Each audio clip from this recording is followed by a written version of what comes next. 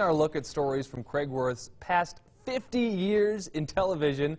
By the way, we have 2 more to go. Some stories, as you know, have been funny, some have been poignant, and some were very full, serious journalism. And tonight's one of those stories. We show a serious side of Craig Worth here, a network correspondent for a lot of his career, sent to do stories in the then mysterious Soviet Union when Americans could rarely visit the U.S.S.R. Hi, Craig. Howdy. And I pulled parts of several stories from the days when the Soviet government was collapsing.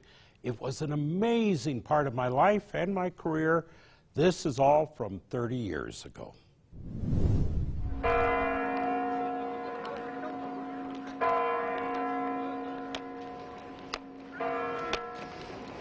What we are seeing is a system showing signs of decay. This is Toombs department store. People are standing in line 3.5 hours for women's overcoats. They will spend around 2 months' salary to purchase one of these purple coats. She says the coat makes her feel young. People are now candid about their lives. They were especially friendly, and it is not our intent to belittle them. They are just victims of the system. It's like already became character of Russians. They're very passionate. They can stay in lines for hours. It was a look at everyday life behind the Iron Curtain that few Americans had ever seen. An amazing sight I'll never forget. Sat just next to the forbidding KGB building, there was a kids' store. And welcome to the crowds in the Great Hall of Discomia, Moscow's children's store. Most of the toys are the same year after year. That's an unusual sight for Westerners who feel life has ended if this month's fad toy isn't on the show. There's a shortage of many of the basics. He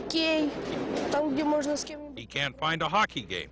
Again, as throughout the system, there are lines. This is a line to go to the 2nd floor. You also get a look at the traditional way Soviets conduct commerce. You crowd up to the counter and you scout out your purchase, noting the price. You will not touch the toy. You see, like most goods in the country, they're under glass. Well, then you work your way out of the counter crowd. You'll line up at the cash register. The customer will just tell the cashier merely the price of the item. The customer will pay for it and get a receipt. This is for 90 kopecks. That's about 13 cents in U.S. currency, but nearly an hour's wage for many Soviets. You then go back to the counter, and here you claim your good. At this point, the 2 systems merge, or you play with the game. Da! Da! The most famous line at the time was this one. It went for blocks, starting at 10 in the morning. At the end of the line is the world's largest McDonald's. It seats 700 at a time, and it employs 800 people. It is so popular that some people save the garbage as a memory of their visit. It has taught thousands, probably, their first words of English. Big Mac. Big Mac.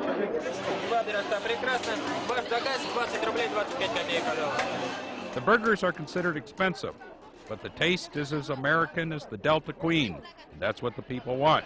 The American culture is very popular these days, and what's more American than apple pie, golden arches, and the red, and red plague? Finally, it is this soldier's first Big Mac. I thought I would ask him through a translator how he liked it. It seems I do not need to do that. Now, Western products are still pretty new here, and there's very little competition, except, of course, in the great cola wars. Okay, to buy Coca-Cola, you see a little thing here with a hand with coins in it. Don't worry about it. The machine doesn't take coins. It takes a card. You buy the card for $10. You put the card in the little jobby deal there, punches it out, picks a Coke. Here comes your Coke. Now, to buy Pepsi, this thing doesn't take coins. Don't worry about it. It only takes tokens, except it doesn't have anything in it. And if it did have anything in it, it would be 7-Up. It was a fascinating time, and a time that folks let me into the beginning of a change and the hope for better times ahead. And several Pepsis later, this night was really rocking. You bet. Indeed, as a